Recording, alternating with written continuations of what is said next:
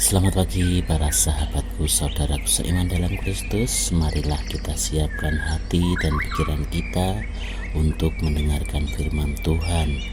Tuhan beserta kita sekarang dan selama-lamanya.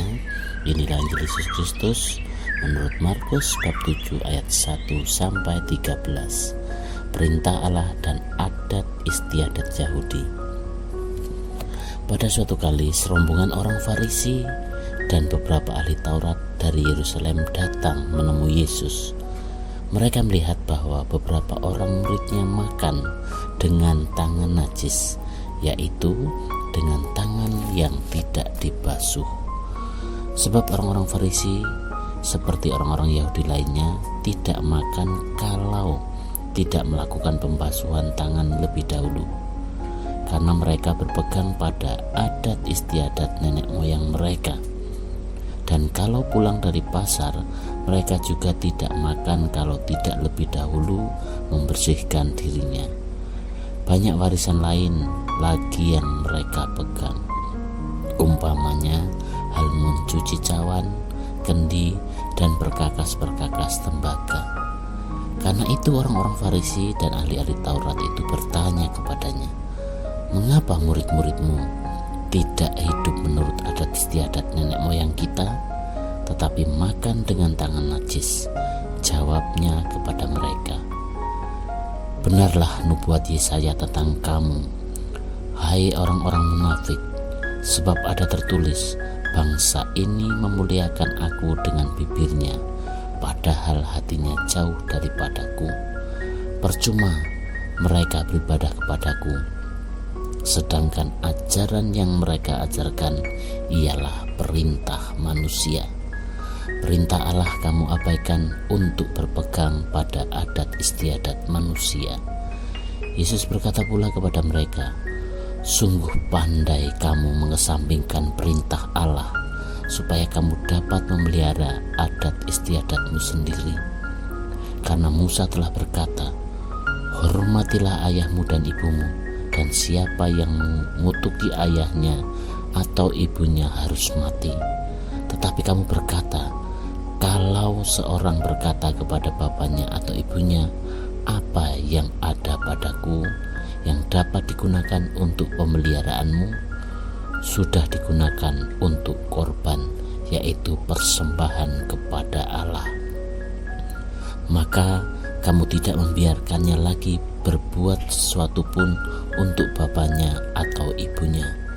Dengan demikian firman Allah kamu nyatakan tidak berlaku demi adat istiadat yang kamu ikuti itu, dan banyak hal lain seperti itu yang kamu lakukan." Demikianlah sabda Tuhan. Terpujilah Kristus. Selamat pagi para sahabatku, sahabat suara hati, rekan muda, dan para pendengar dimanapun Anda berada. Dalam bacaan Injil hari ini, Yesus memberikan pesan kepada kita semua. Percuma mereka beribadah kepadaku, sedangkan ajaran yang mereka ajarkan ialah perintah manusia.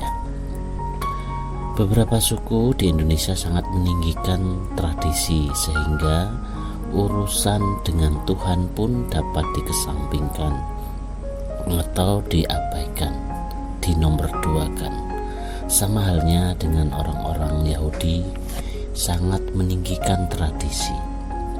Tradisi ini mereka campur adukkan dengan ibadah. Mereka sudah tidak dapat membedakan yang mana berorientasi pada ilahi. Ketika melihat para murid Yesus tidak mencuci tangan sebelum makan, mereka menganggap hal itu najis. Hal ini berbeda dengan kebiasaan mereka yang selalu melakukan pembersihan secara lahiriah. Para sahabatku, sahabat suara hati, rekan muda, dan para pendengar dimanapun Anda berada, kedatangan orang-orang Farisi dari Yerusalem menemui Yesus, sebenarnya mereka punya motif terselubung. Mereka datang untuk mencari kesalahan Yesus. Karena itu Yesus secara keras menegur mereka. Demi kemunafikan, mereka rela mengabaikan perintah Allah. Selain itu, orang Yahudi juga mengabaikan pemeliharaan terhadap orang tua.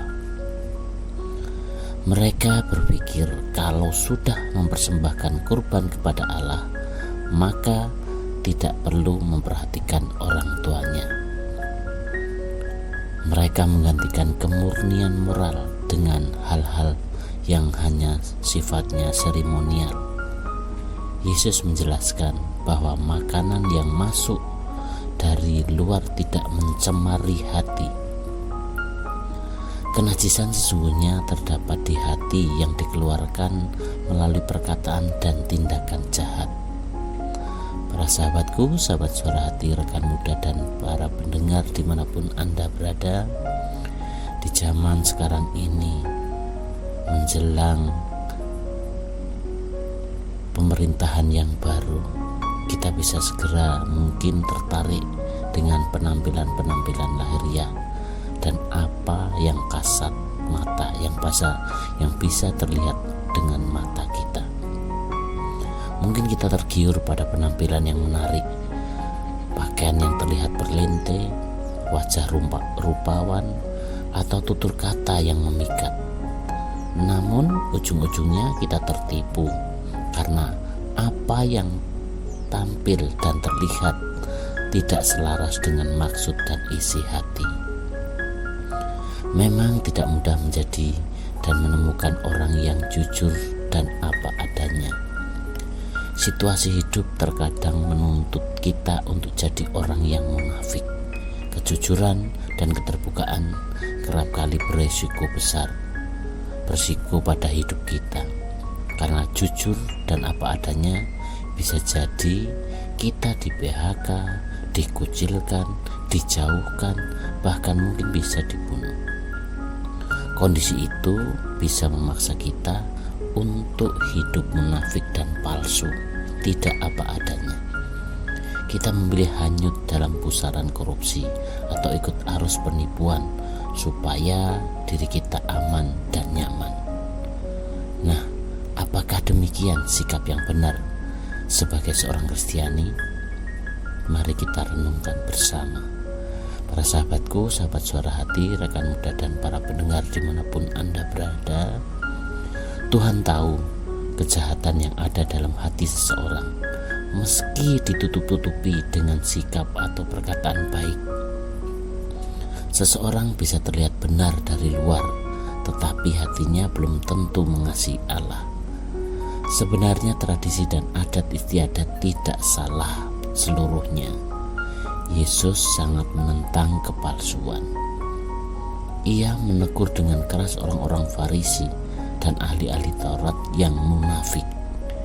Yesus menolak sikap sok suci dan sok taat, padahal membebani dan menjadi batu sandungan bagi orang lain.